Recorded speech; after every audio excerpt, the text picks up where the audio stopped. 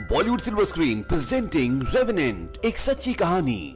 ये कहानी शुरू होती है सन 1823 से, जहां पर ये दिखाते हैं कि एक बहुत घने जंगल में 45 लोग हैं और ये सारे के सारे जानवरों का शिकार करके उनकी खालों को बेचकर उसका व्यापार करते हैं। और इसी समूह में एक आदमी होता है ह्यू ग्लास और उसका बेटा हॉक। ये सारे के सारे जब जंगल में होते हैं तो इनके ऊपर एक आदिवासी कबीला हमला कर देता है और इनके बहुत सारे लोगों को मार देता है। और ये आदिवासी कबीला हमला इसलिए करता है कि इनका जो सरदार होता है उसकी बेटी को किसी ने अगवा कर लिया होता है और उन्हें ऐसा लगता है कि ये इन्हीं का काम है। अब इनके बहुत सारे लोगों को मार दिया गया है और ये मात्र 10 बचे हैं और ये 10 के 10 जो वहां पर इनकी नाव होती है उस पर बैठकर वहां से निकल जाते हैं। लेकिन खतरा अभी भी टला नहीं है, क्योंकि ये सब जानते हैं कि ये पूरा इलाका उन्हीं आदिवासियों का है और नदी में चलती उनकी नाव को कहीं ना कहीं से वो सब देख रहे हैं और वो कभी भी इनके ऊपर हमला कर सकते हैं। अब यहां पर किसी को कुछ समझ में नहीं आ रहा होता। तभी जो इनका हेड होता है वो ग्लास से पूछता है कि हमें क्या करना चाहिए। ग्लास बोलता है कि हमें इस नाव को छोड़ के जमीन के रास्ते चलना चाहिए। लेकिन ग्लास की इस बात से इन्हीं के ग्रुप का एक आदमी इत्तेफाक नहीं रखता। वो बोलता है कि अगर हम जमीन से जाएंगे तो वो लोग हमें जल्दी मार देंगे और जमीन का रास्ता बहुत लंबा है, हमें घर पहुंचने में कई हफ्ते लग जाएंगे।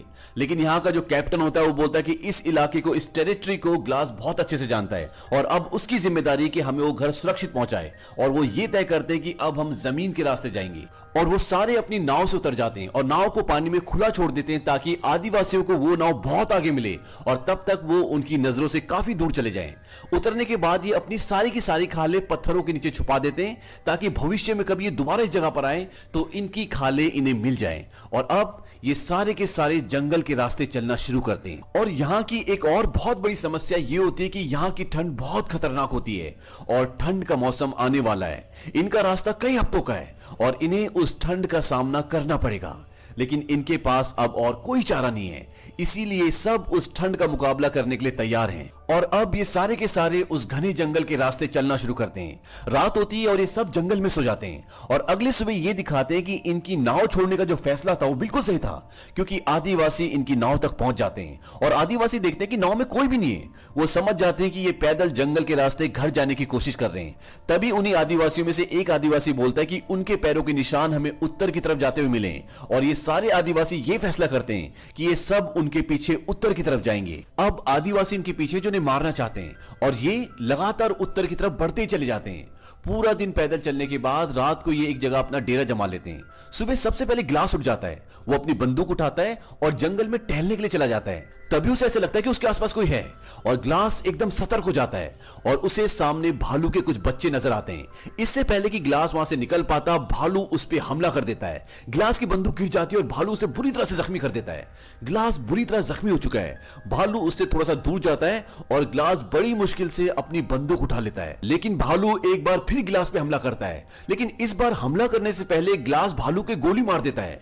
लेकिन वो एक भालू है, बहुत शक्तिशाली है, इसलिए उसे उस गोली का ज्यादा असर नहीं होता और अब वो ग्लास को लगभग अधमरा कर देता है और एक बार फिर वो उससे दूर चला जाता है। ग्लास के पास एक चाकू होता है, वो बड़ी मुश्किल से उस चाकू को निकालता है। हालांकि भालू भी अब थोड़ा सा लड़खड़ा चुका है, लेकिन एक बार फिर तीसरी बार वो ग्लास पे हमला करता है और जब भालू ग्लास को मार रहा होता है तो ग्लास भी लगातार उसको चाकू मारता है और वो दोनों एक ढलान से लुढ़कते हुए नीचे गिर जाते हैं और वो भालू ग्लास के ऊपर आके गिर जाता है। लेकिन भालू मर चुका है और ग्लास भी लगभग मर ही चुका होता है, क्योंकि भालू ने उसका गला पूरी तरह से फाड़ दिया है और उसे बहुत गहरे गहरे घाव दिए हैं और वो दर्द से करारा होता है।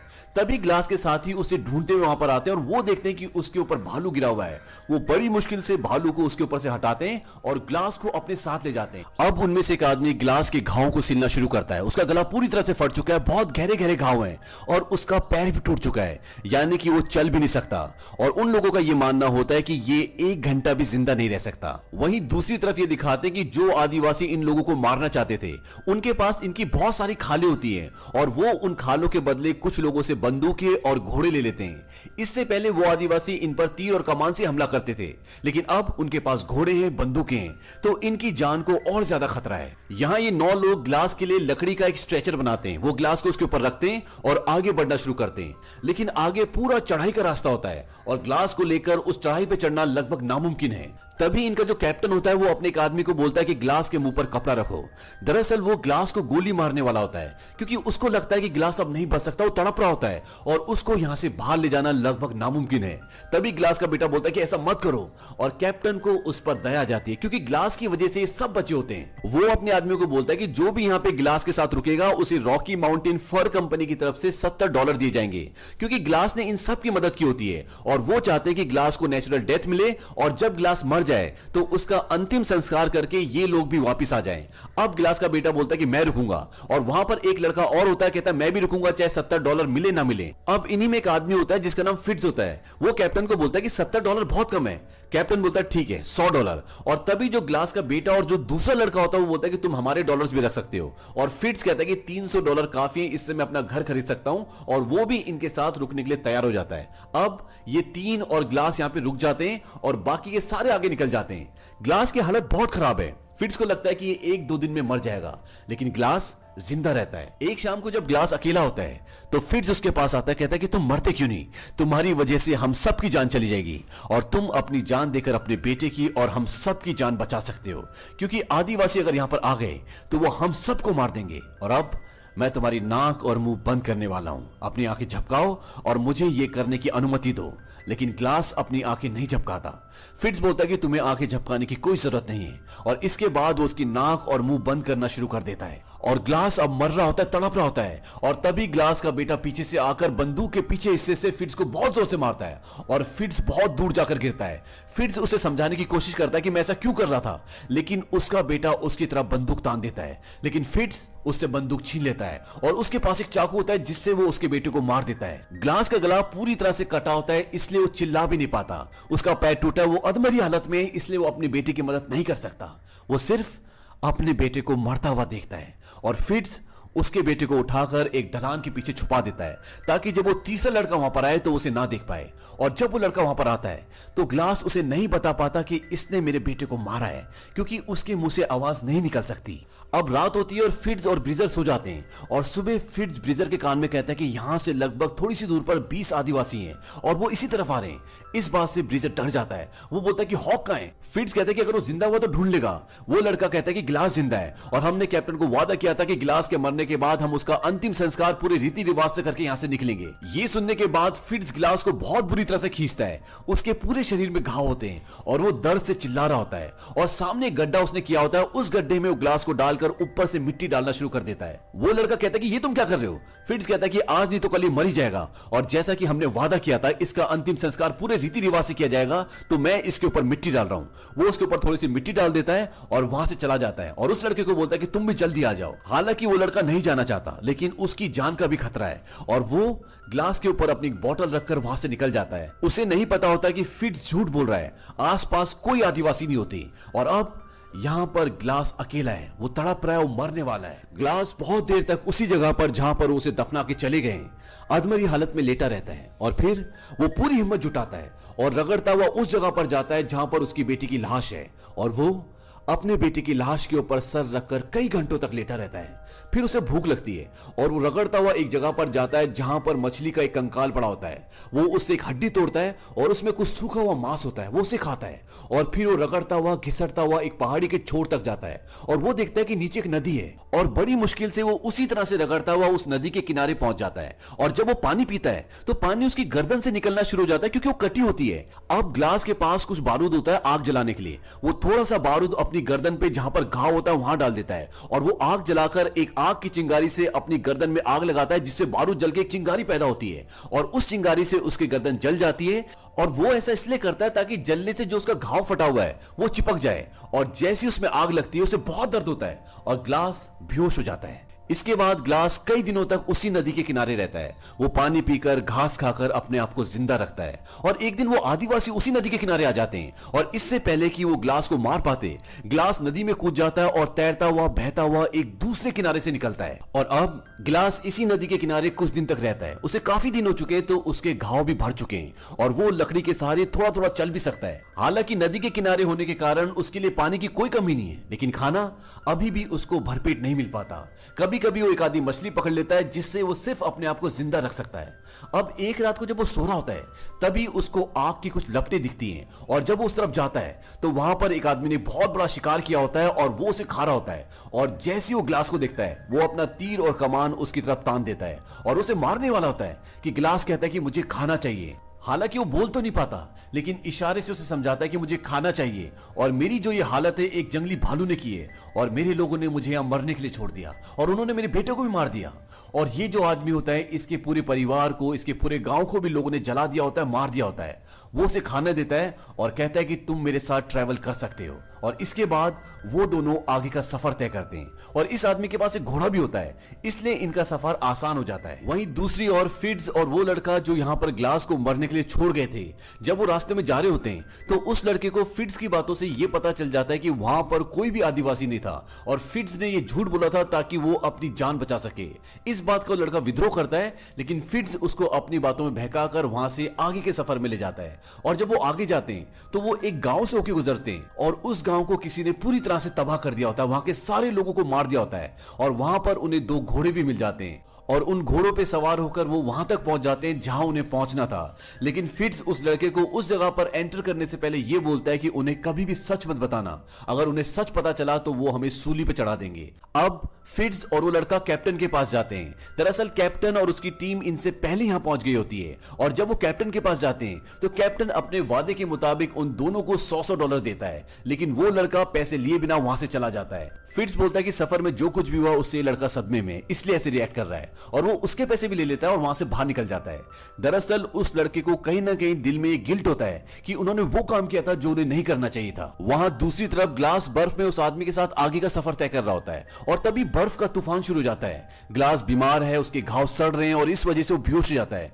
इसके बाद वो आदमी ग्लास के लिए एक लकड़ी का छोटा सा झोपड़ा बनाता है और ग्लास के सारे कपड़े उतारकर उसे उसके अंदर रख देता है और उसे चारों तरफ से ढककर सामने आग जला देता है ताकि उसको गर्मी मिल सके। और ग्लास जब सुबह उठता है तो चारों तरफ देखता है कि वो आदमी कहीं भी नहीं होता और जब वो थोड़ी सी आगे जाता है तो देखता है कि किसी ने उस आदमी को फांसी लगाकर पेड़ पे लटका दिया है। ये फ्रांसीसी लोगों का काम होता है। अब ग्लास उनके घोड़ों तक पहुंचता है। वहां एक फ्रांसीसी एक लड़की के साथ रेप कर रहा होता है। ग्लास उस लड़की को उस आदमी से बचाता है और अपने घोड़े को लेकर कुछ लोगों को गोली मारकर वहां से भाग जाता है। वहां से भागने के बाद रात ग्लास एक पेड़ के नीचे गुजारता है और जब सुबह होती है तो वो देखता है कि वो आदिवासी उस तक पहुंचने वाले हैं। वो 1-2 आदिवासियों को गोली मारता है और घोड़े पर बैठकर भाग जाता है। लेकिन अब उन आदिवासियों के पास भी घोड़े हैं इसलिए वो घोड़े के साथ उसका पीछा करते हैं और सामने एक पहाड़ होता है और नीचे खाई होती है। लेकिन ग्लास अब रुक नहीं सकता क्योंकि अगर वो रुकेगा तो वो उसे गोली मार देंगे।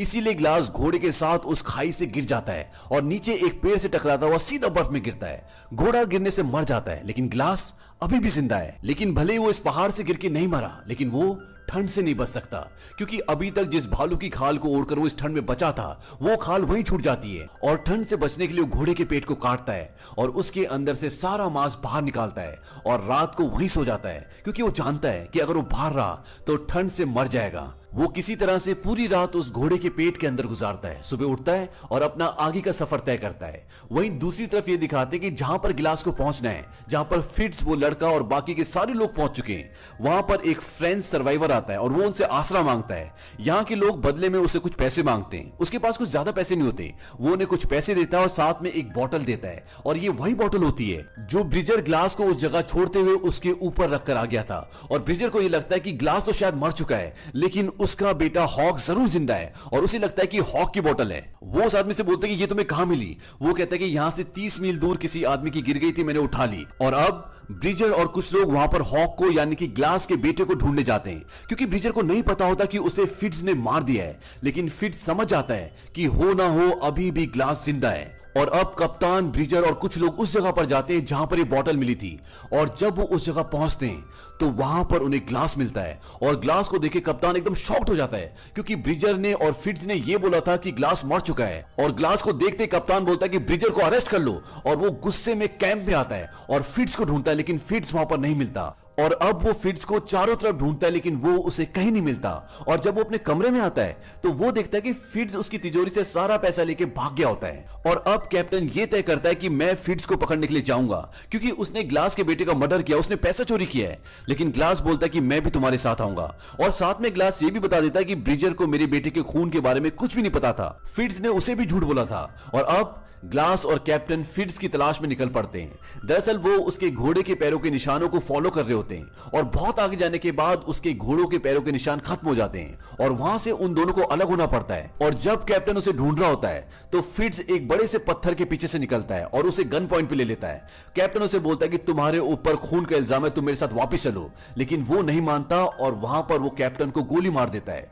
गोली की आवाज सुनकर उस तरफ ग्लास आता है और ग्लास देखता है कि वहां पर कैप्टन की लाश पड़ी होती है और आसपास कोई नहीं होता। इसके बाद ग्लास लकड़ी की एक बहुत बड़ी टहनी तोड़ता है और उसे कैप्टन की पीठ पे लगा देता है ताकि उसकी पीठ सीधी हो जाए और उसे घोड़े पे बिठा देता है और खुद पीछे वाले घोड़े पर लाश की तरह लेट जाता है ताकि फिट्ज को यह लगे कि आगे ग्लास है और पीछे जो लेटा हुआ जो लाश है वो कैप्टन की है। और होता भी ऐसी है। उन घोड़ों को देखकर फिट्ज को ये लगता है कि आगे जो है वो ग्लास है और पीछे जो लेटा हुआ है वो कैप्टन की लाश है। और वो आगे वाले आदमी पे गोली चला देता है और गोली लगते वो गिर जाता है।